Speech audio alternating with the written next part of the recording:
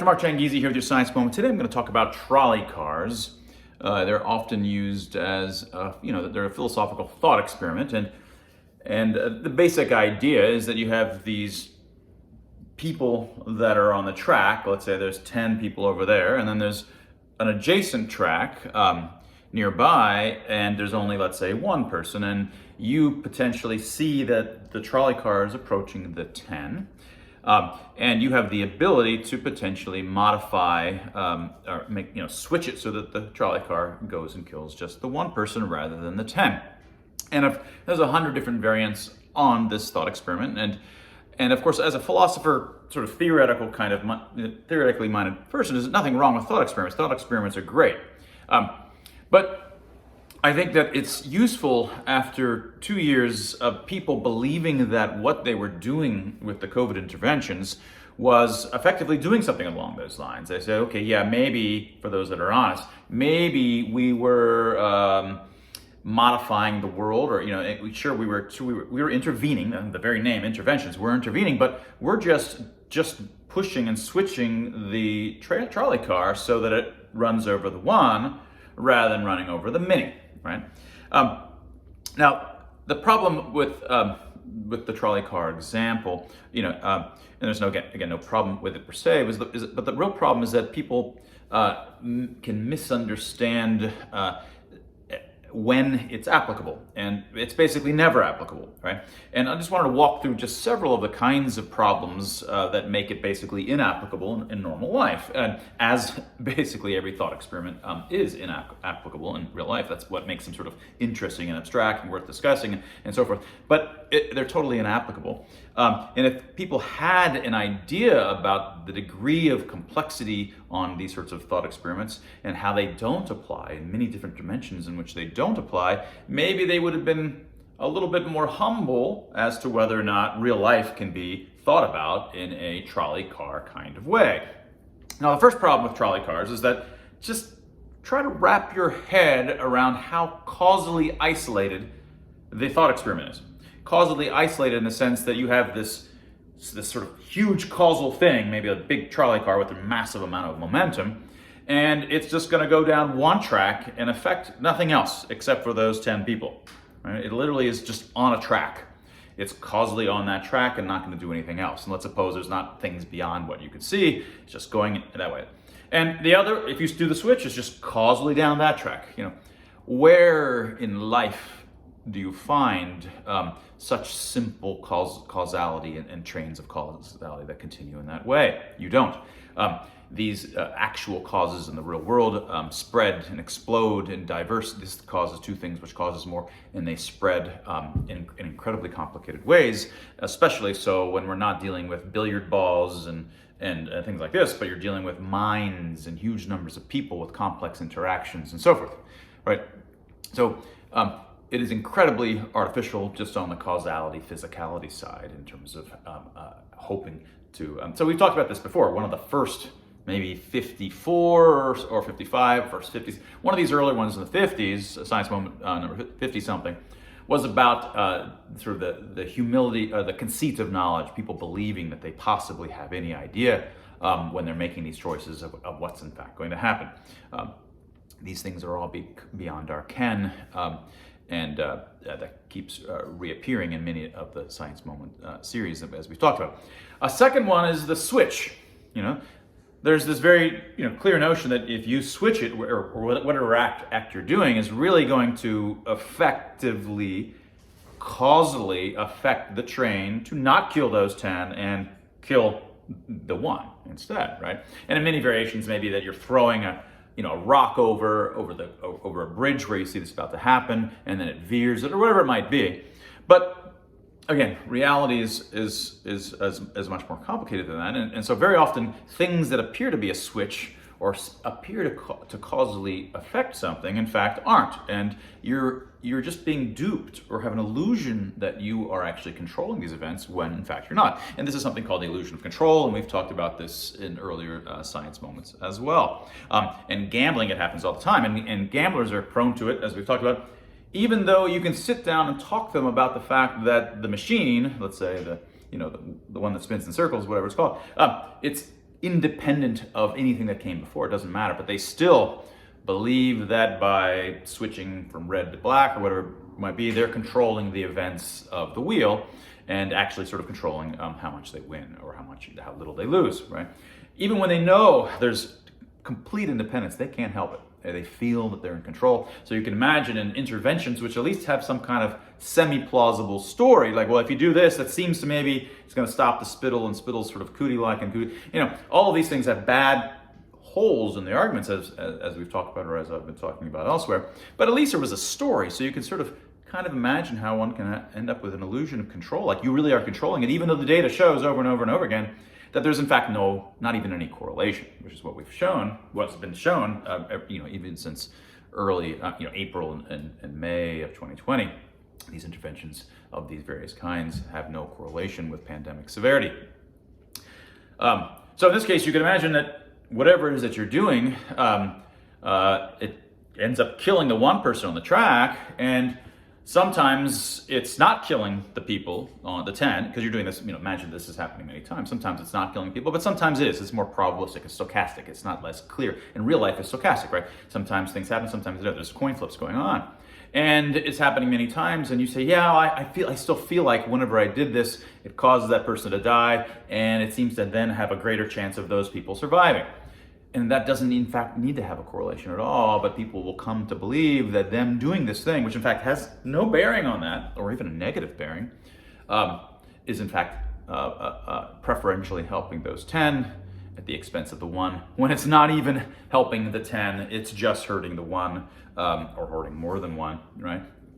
That's a common bias that we have. You walk into these games thinking that you don't have this bias, you're going to be more prone to make that kind of error. So that's the second kind of error. We've got the the world ain't causally isolated like trains going down tracks.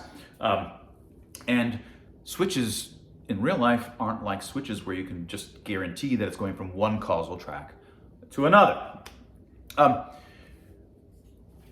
Moral complexity, a third category of which are sort of multiple things, is the kinds of moral complexity that is in any of these situations.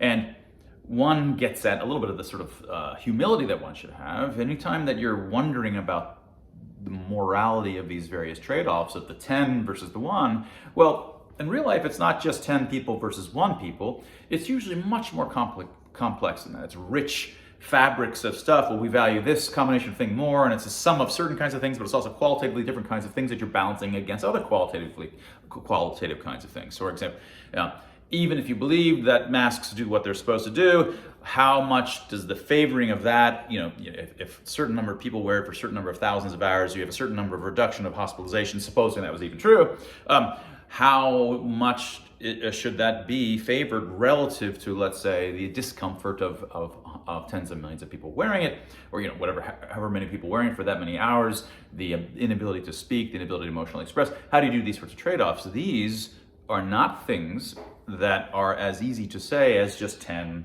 versus 1. Even 10 versus 1 isn't as simple. It could be that the one that you sacrificed was the one with the cure on his or her way to cure a whole village of some kind of infectious virus, say. There's unknowns in these sorts of situations, and you have to have humility when you're walking, because you don't actually know how to just weigh these things, especially in much more complicated situations. And I think that was the utilities may not be obvious, but a second in this category is just that may I be under a groupthink? Might be I part of a moral panic such that I suddenly favor just one of these things that matters. That all that matters now is this one thing. It's just reducing the transmission of one particular disease at the expense of A, B, C, D, E. It doesn't really matter.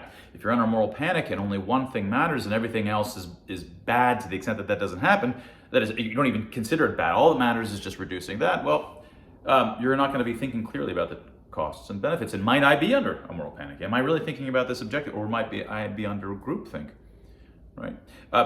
If you don't realize that you may potentially have your own biases in this way, potentially societal level biases by virtue of the net where you sit in the network, well, you're not in a position to be able to treat the situation that you're in as a trolley problem, because the whole point of the trolley problem is that it's clear that it's just 10 people who are all things equal exactly like the one person, and that's not what reality is ever like.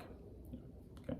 And especially when you yourself may be severely biased, especially when there's moral panic and fear and hysteria that's going on. Responsibilities. Another thing that's in the same category of moral complexities is that imagine that in this trolley problem, that those 10 folks they're out there purposely doing dangerous thing, trying to jump over the third rail, which is electric and they could die, and they're doing kind of skateboarding along and whatever. They're just doing stuff purposely to be risky. They're out there doing risky behavior, whereas the other one was just walking along the track, close to the tracks, not to get hit, or just generally the idea is if 10 lives of people who are doing skydiving, is that the same as someone who's, let's suppose, made sure that their life is perfectly safe? They're just engaging in normal, responsible, I'm not saying skydiving is irresponsible, but they've taken certain kinds of risks. You take this, I take risks and do certain kinds of things. I ride a motorcycle. I have a higher chance of dying on that basis. So you can imagine taking 10 motorcyclists. Could it be that there's some intervention that one could do that would lower our risk of death and thus save, like there's hundreds of us, they save 10 of us over the course of 10 years, but thereby kill someone who's chosen not to ride a motorcycle?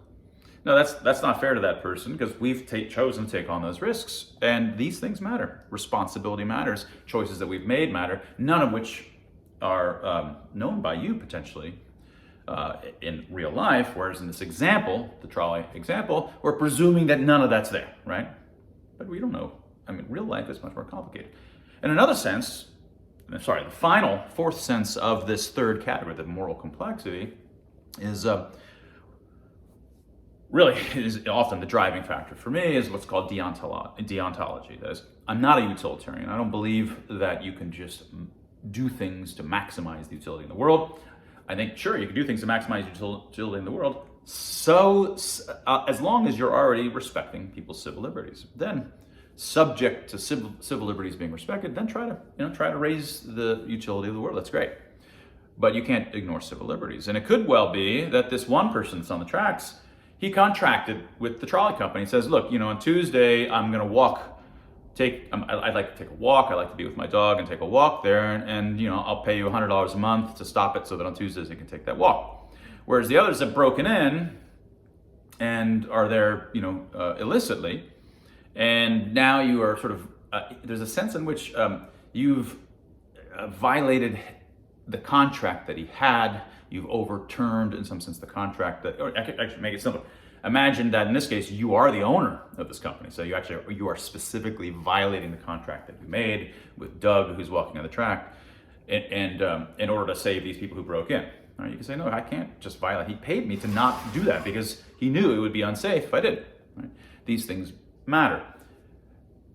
So certainly don't want to be the kind of person that says, don't think about these kinds of thought experiments. They are key. All my books, everything is deep, deep sorts of thought experiments that help drive theory, help drive understanding. But you have to understand the tremendous amounts of epistemic or constraints, that is our limitations, the tremendous amounts of complexities and emergent phenomena, and the tremendous amounts of complexities amongst in the moral domain. And when you add up all of these together, most of these thought experiments are just never apply in the real world, and never confuse yourself into thinking that they do. And that was your science moment.